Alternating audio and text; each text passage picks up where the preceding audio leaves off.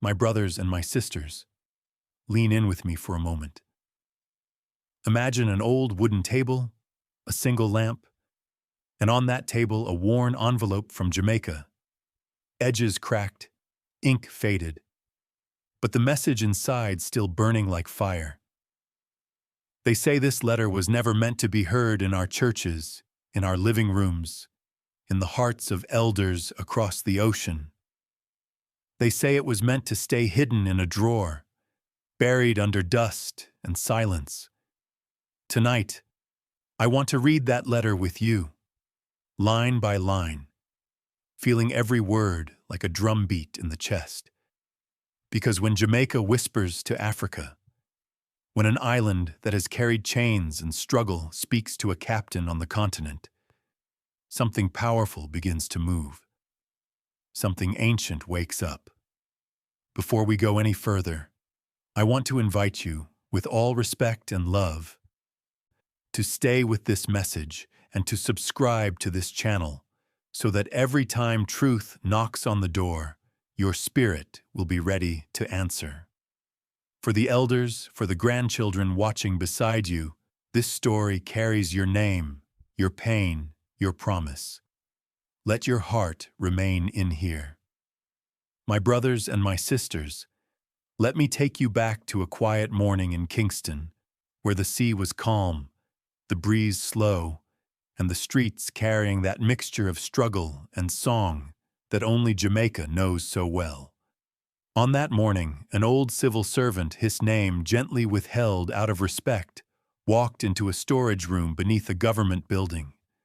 Down there, beneath rusted filing cabinets and stacks of forgotten correspondence, he found a metal box. You know the kind. Heavy, humble, silent, yet holding stories that were never meant to sleep forever. He opened that box, and inside lay an envelope sealed with a stamp from Port of Spain. The seal was cracked. The paper had aged to a soft brown, but the message inside, the message inside carried heat. It carried urgency. It carried something almost spiritual. And it carried a name that has echoed from Dakar to Harlem, from Ouagadougou to Barbados. A name spoken by those who believe the continent has entered a new season. It was addressed to Captain Ibrahim Traoré. Now hear me. I am not here to tell you whether this letter was officially approved or quietly written by a handful of brave hearts. I am not here to claim what cannot be proven. But I am here to tell you what elders in Accra whispered when they heard about it, what grandmothers in Haiti murmured in their prayers, what old men in Nairobi nodded to each other about in the marketplace, because the contents of that letter, whatever their technical origin, felt true to them. It spoke of storms that had battered Jamaica not just in weather, but in politics, in dignity, and in heart. It spoke of people still waiting for justice, still pushing against systems that never bent enough to let them breathe. It spoke of strength buried under decades of economic pressure, and it dared to say aloud what many had whispered for years, that the Caribbean and the African continent had been kept apart by oceans, but not by spirit. The writer, this unnamed servant of the people, wrote as though he was tired of watching Jamaica bend, tired of watching its elders fade without seeing the unity they dreamt of, tired of foreign hands reaching too easily into Caribbean pockets. His words trembled with frustration, but also with longing. A longing for something bold, something righteous, something rooted in the same soil where their ancestors once stood side by side. And then, in the middle of the page, there was a paragraph that spoke directly to the man in Ouagadougou who has become a symbol for many who feel the time of silence is over. A paragraph that described the Ibrahim Traoré moment that hour when one young leader stood up, refused to bow, and reminded the world that youthful courage is not recklessness, but renewal. My friends, when elders in Harlem heard that section, They nodded slowly. When pastors in Barbados heard it, they said, "This is the kind of talk we were raised on." When old Union men in Kingston read the words, they whispered, "About time somebody said it." But the most powerful part of Task 1 is not the discovery of the letter, not the metal box, not the handwriting that trembled on the page. No. The power lies in what the letter hinted at softly, subtly, but unmistakably, that Jamaica, weary but unbroken, had been watching Burkina Faso, listening to its heartbeat, feeling its defiance, and wondering whether maybe, just maybe, the next chapter of Black unity had already begun without a formal announcement. This idea, this gentle suggestion, is what made the letter so dangerous. Not because it attacked anyone, not because it proposed rebellion, but because it dared to imagine that the children of the diaspora could once again see each other clearly. Word spread in whispers. A retired teacher in Kingston mentioned it to her nephew in London. A dock worker in Port of Spain passed the story to his cousin in Miami. Someone in Dakar heard it through a friend of a friend and said, "Jamaica? Really?" And then someone ain't no one knows who took a photograph of that letter. The ink faded, the edges torn, and once that picture escaped the metal box, my brothers and sisters, it moved like wind through dry grass. But here's the truth. The version that first circulated was incomplete. Entire lines blurred, sections missing. The final paragraph, perhaps the most important of all, was not visible. It was as though the letter itself decided that its deepest message must remain hidden for one more moment. And that brings us to the edge of this chapter, where the sea grows quiet again, and the breeze slows, and we wait. Because what the world saw was only the beginning, for there was one line in that letter that nobody could confirm, nobody could deny, and nobody was prepared to face. My brothers and my sisters, when that blurred picture of the letter slipped into the hands of the people, it did not stay quiet. Oh no. It rose like incense in the churches of Harlem, traveled on late-night radio waves in Lagos, and settled on kitchen tables in Kingston, where elders sat with spectacles low on their noses, whispering, "Is this real? Is this truly what Jamaica wished to say?" The reaction did not begin with governments. It began with the people, the ones who carry memory, the ones who carry scars, the ones who know the difference between a lie spoken loudly and a truth spoken softly. It began with an old woman in Freetown, sitting on her veranda, tapping her cane against the floor as she read the blurred image on a neighbor's phone. "This," she said, "is the voice of tired souls, and when tired souls speak, the world trembles." From Bridgetown to Bamako, people leaned forward as if the letter were not written on faded paper, but carved into their own hearts. They saw not merely politics, but a cry from one island to one continent. A cry saying, "We remember you. Do you remember us?" My friends, there are moments in history when the official statements are quiet, but the people thunder. And across Detroit, Nairobi, and Birmingham, the thunder rolled. It was not a political roar. It was deeper. It was older than Parliament, older than treaties, older than the flags we wave today. It spoke from the belly of slave ships, from the ash of Marley's burning words, from the sermons of preachers who stood behind wooden pulpits and cried out for dignity in the night. In Detroit, elders in a community center held the photograph in printed form. They passed it from hand to hand. One man in his 70s, a retired union worker, stared at it for so long that someone touched his shoulder and asked if he was all right. The man answered, "I am remembering something my grandfather told me, that one day the islands and the motherland would speak again." From Nairobi came another voice, a schoolteacher who said, "If this letter is true, then Jamaica has spoken on behalf of all of us who felt separated by ocean but not by soul." Then came the moment every storyteller waits for, the moment when the world wanted to know how the young captain at the center of all this would respond. Some speculated, some argued, some preached, some prophesied. But no official word came, not from Ouagadougou, not from Bamako, not from Dakar. Silence, my brothers and sisters, is not always emptiness. Sometimes silence is a drumbeat, steady and deliberate. And it was during that silence that whispers emerged about the Ibrahim Traoré reaction, not as a confirmed event, but as the way people imagined he might have paused, breathed, received the message, and weighed it with the seriousness of someone who knows that unity is not a slogan but a responsibility.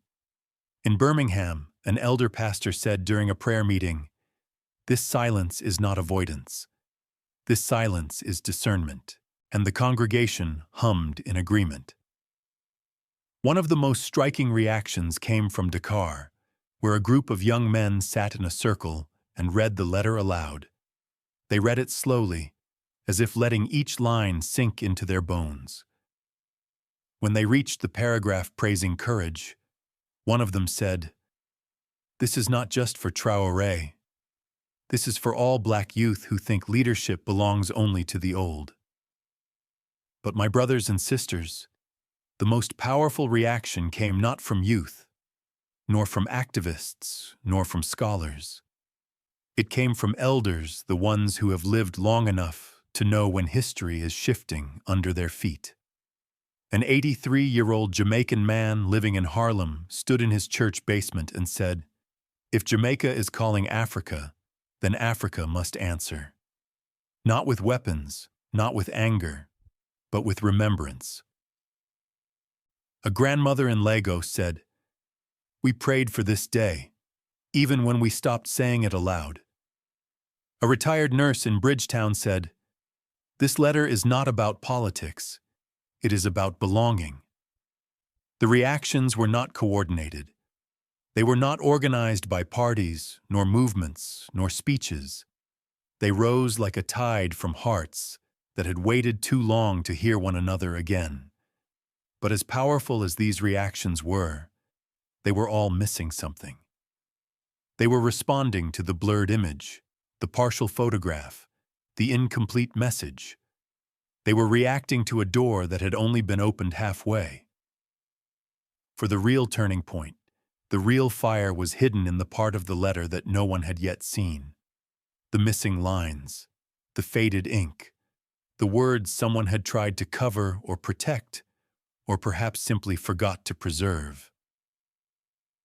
And as the voices of the people grew louder, one question echoed from Kingston to Nairobi. What was written in the sealed section?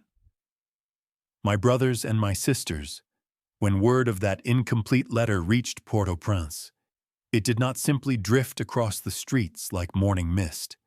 It landed with weight. It settled into conversations with the firmness of a truth long suppressed.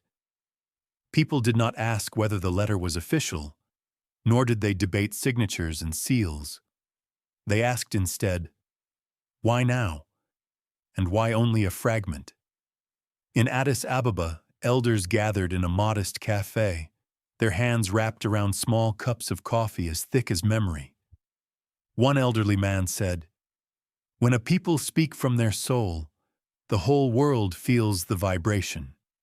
And the others nodded, for the impact was already visible.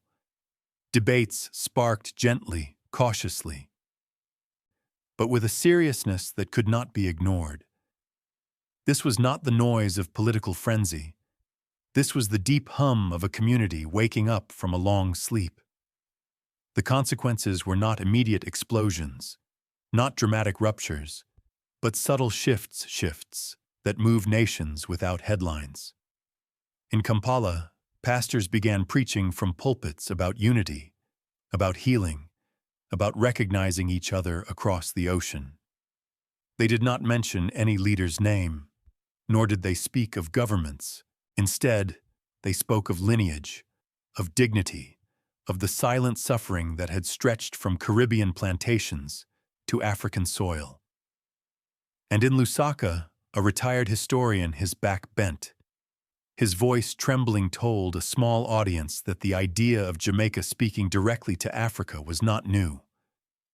"We dreamed of this decades ago," he said, "but history took us down different roads. Maybe this letter is a reminder that our roads were never as separate as we thought." My friends, anger rose first. Quiet anger, the kind that does not shout but breathes heavily in the chest. Anger that Jamaica's message had been incomplete. Anger that someone, somewhere, had kept part of it from the people. Anger that diaspora families had lived lifetimes feeling distant from one another when unity might have changed the course of things. This anger echoed through Windhoek, where miners discussing the letter during their lunch break shook their heads and said, "Why must our connections always come to us in broken pieces?" Their frustration was not political, it was generational. But after the anger came regret, deep, haunting regret. In Monrovia, an 80-year-old woman sitting on the steps outside her home said softly, "If only we had stood closer to one another sooner. If only the islands and the motherland had remembered each other before the world taught us to forget." Regret entered homes where elders remembered the stories of their grandparents. Regret filled community halls where older men and women wondered how many years had slipped through their fingers because unity had been a whisper rather than a movement. A man in Chicago, leaning heavily on his cane, said during a community meeting, "Had we known each other better, our children might have walked a different path." But my brothers and my sisters, regret is not the final word, not in the house of those who have survived centuries. After anger and regret came the third wave, rising slowly but surely: hope. It was in Atlanta where a teacher said to her students, "If Jamaica can reach out, even quietly, even imperfectly, then you can reach out to someone too." Hope arrived not as a shout, but as a steady flame. It flickered in living rooms where elders told young ones, "This is our moment to remember each other." It glowed in churches where choirs sang old hymns with new meaning. And in Cape Town, a group of young activists sat in a circle on the grass, the letter printed in the center. One said, "The missing lines are not the problem. They are the invitation. They force us to fill in the meaning ourselves." Another nodded, saying, "Maybe unity begins where the ink fades." The consequences traveled outward. Radio discussions, church gatherings, late-night talks between parents and grown children. The diaspora began reflecting on its own wounds. African Americans over 60, those who had lived through movements, marches, heartbreaks, and small victories, read the letter and saw themselves in it. A retired bus driver in Detroit said, "I have waited my whole life for a sign that our scattered family might stand together. But just when the world thought it understood the shape of these consequences, another rumor emerged, this time from Dar es Salaam. Someone claimed the missing lines were not entirely gone. Someone else claimed a second copy existed. Another whispered that an elder somewhere had memorized them before the ink faded. And suddenly the question that stretched from Port-au-Prince to Addis Ababa, from Chicago to Cape Town, was no longer, "Why is the letter incomplete?" but rather, "What truth lies in the lines we have not yet seen?" My brothers and my sisters, when the ripples of that letter reached Maputo, it became clear that the world was not merely observing, but listening with the kind of careful silence nations use when they sense a shift in the wind. And it was not only Africa or the Caribbean leaning forward. The United States watched too, though with an expression that mixed curiosity with caution. In Johannesburg, commentators on late-night radio spoke softly, almost reverently, about how a simple, faded letter could stir such an old memory of kinship. One voice said, "If Jamaica speaks from the heart, the world must decide whether to answer from the head or from its own heart." And the studio fell quiet, for no one wished to break the weight of that truth. Across the ocean in Port Elizabeth, scholars debated the meaning of a message that was not fully seen. They discussed unity, sovereignty, dignity concepts that have shaped centuries. But beneath their academic tone was something more human. Wonder. Wonder that an island could call out across seas and stir emotions in lands far beyond its shore. Meanwhile, in Libreville, small gatherings formed under trees, where elders with soft, weathered voices explained to the younger generation that this moment was not about politics, but about identity. They said, "Sometimes the world forgets that we were one family before we were many nations." In Gaborone, school children drew maps showing Jamaica and Burkina Faso with lines between them, not lines of war, but lines of memory. Their teachers did not correct them. For sometimes children see truth without needing permission. And while the world pondered, the Caribbean spoke again, this time not through a letter, but through the voices of people. In St. Lucia, church choirs lifted hymns with an undertone of longing. In Antigua, fishermen by the shore said, "If one island calls, all islands feel it." But my friends, the most delicate reaction came from global institutions, the places where diplomacy is polished, measured, filtered. In Geneva, analysts whispered about the rising awareness of Black sovereignty, a phrase both respected and feared depending on who uttered it. They noted that unity across oceans changes calculations, shifts alliances, awakens histories, and in Toronto, journalists asked quietly on morning television, "What does the world do when voices outside traditional power begin shaping conversations that matter?" Their guests never answered directly, for the truth was still forming, still unfolding. Yet the most profound reaction came from America itself. In Baltimore, elders in community halls gathered over tea and newspapers, their eyes steady, their hearts fuller than their words. One old gentleman said, "When islands and continents speak to each other, America listens sometimes with interest, sometimes with unease. For the truth, my brothers and sisters, is this: the world was not concerned about the letter's authenticity. The world was concerned about its impact. Because when scattered peoples begin to recognize one another again, the balance of things trembles. And that is why, as the world leaned closer to understand what Jamaica truly meant, another whisper rose from the shadows. What if the final line of the letter reveals a pledge the world is not ready to hear? My brothers and my sisters, as the echoes of that letter continued to circle the world, a new question began rising from the people of Kingston to the elders gathered quietly in Nairobi. What now? For a letter, even an incomplete one, cannot remain only a memory. A message that awakens hearts must also reveal a direction. In Accra, a group of retired teachers gathered beneath a mango tree and spoke softly about the future. One said, "We have spent too many decades waiting for someone else to define our unity." Another replied, "This time, we define it ourselves."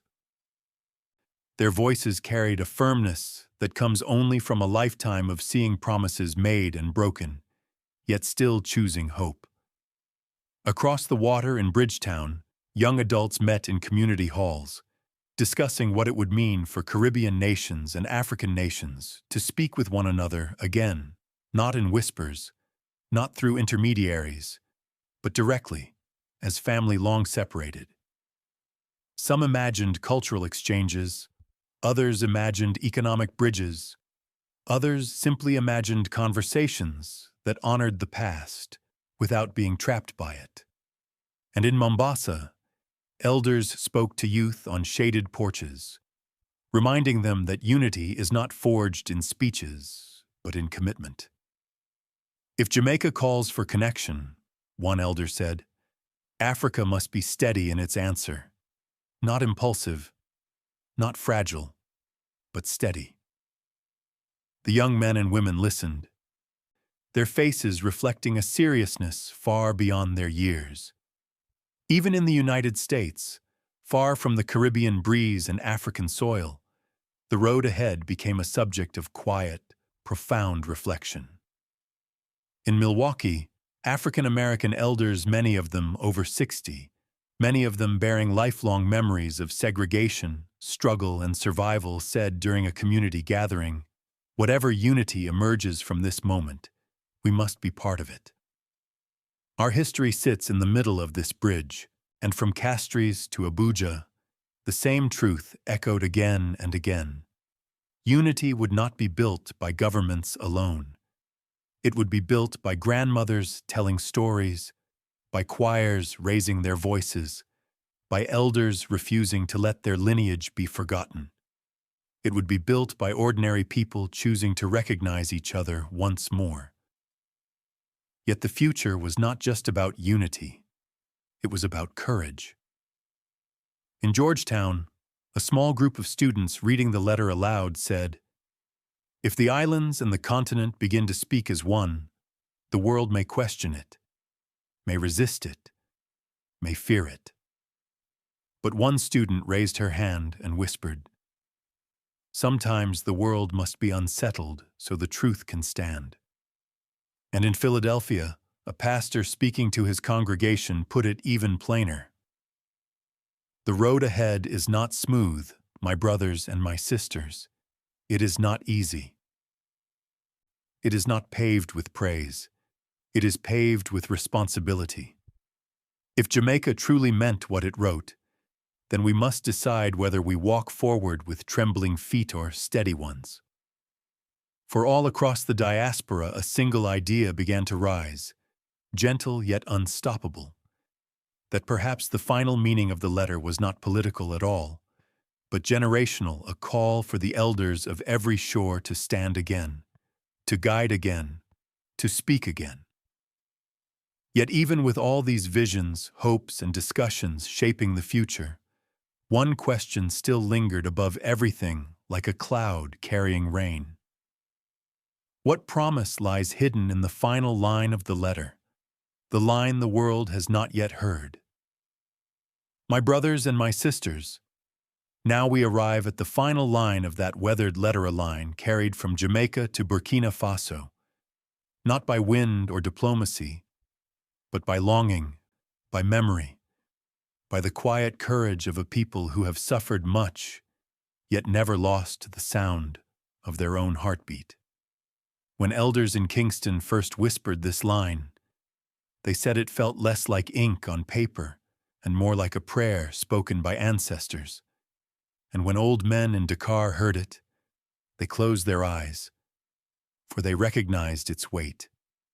And when grandmothers in Harlem repeated it, their voices trembled, not with fear, but with remembrance. That final line, my friends, was simple, gentle, and yet mighty enough to stir a continent and an island at once. We stand with you no matter the cost. It did not promise wealth. It did not promise armies. It did not promise alliances written in marble halls. Instead, it promised presence. It promised witness. It promised that when a people rise for dignity, another people will not look away. And that is why this hour, this shared awakening, feels like an Ibrahim Traoré momentum moment, where courage becomes contagious, where dignity travels faster than doubt. For many elders across the diaspora, this story has become a mirror, reflecting what they long carried but seldom spoke aloud. That unity was never lost, only waiting to be remembered, Some wondered quietly about the Ibrahim Traoré reaction, imagining not geopolitical strategies but a young leader pausing, breathing, and hearing in that final line the footsteps of generations walking beside him. Others saw the entire journey from the metal box to the blurred photograph as another Ibrahim Traoré moment, reminding the world that strength does not always shout. Sometimes it whispers across oceans. But now, my friends, the letter has passed from hands to hearts. Its future rests not in cabinets or archives, but in the elders who choose to speak again, in the youth who choose to listen, and in the communities who choose to walk forward together. So let me ask you, with all respect and love, do you believe the Caribbean and the African continent are being called to remember each other again? Do you feel this moment belongs to all of us, not just to leaders, but to every soul carrying history in their bones?